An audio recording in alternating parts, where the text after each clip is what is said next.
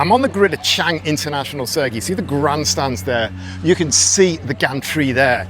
And I want to show you this super pickup D1. This is the biggest, baddest, badass racing grid in Southeast Asia. Turbodiesel truck racing. It's completely mental. It's an arms race. It's a development war. And we look at this D-Max on the front row here and look at all that aero, all that carbon.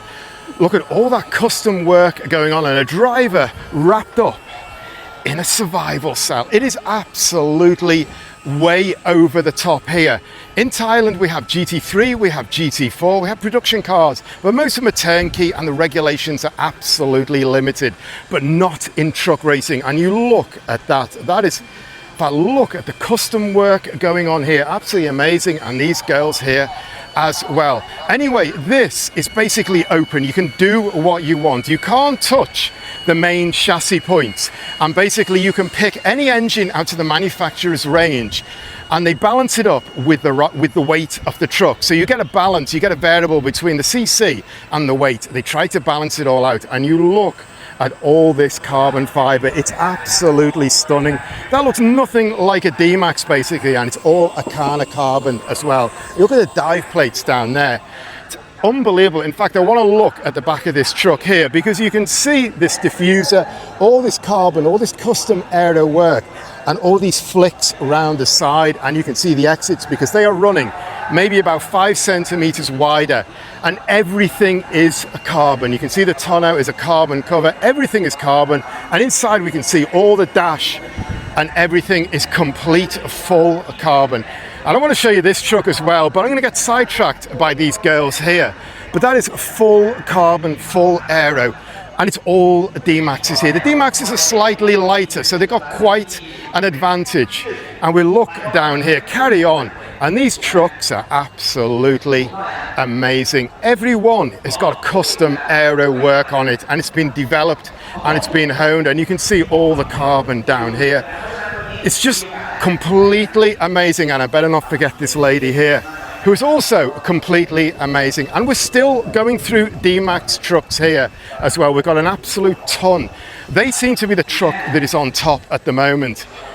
And I carry on down the grid, and you just get an idea of what is going on here. And here's Kunwaris, a very famous truck racer for many, many years. And here's his good lady wife as well, very famous in the truck racing world, these two.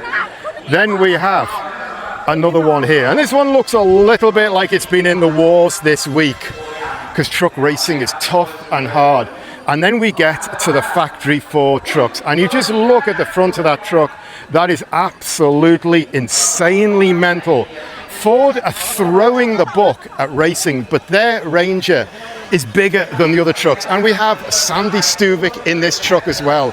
3-time supercar GT3 champion. He also races for Ford. We should look at this again as well because they're running about 5 centimeters wider. All carbon going on absolutely everywhere. It's unbelievable. We look at the back end of this truck. This is a diffuser to just kill all other diffusers, and a straight through pipe coming right out the middle. And then after getting one Ford in the mix, we're back to D-Maxes. We've got another D-Max over here, and you can see by all the people, all the uniforms, this is big budget stuff.